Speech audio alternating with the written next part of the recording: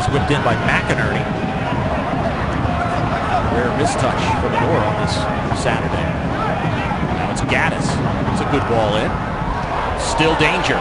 Le Toux right in front. It's in the back of the net. Fernandes, the substitute, has cut the Crew lead in half in the 62nd minute. This guy's got quite a story book career as it goes. His second appearance this year. He had an assist last week. He's on the other end of Le Toux's service inward. Does a nice job of staying in the space between two defenders and beats the keeper to put Philadelphia on the board. Really no pressure on Le Toux.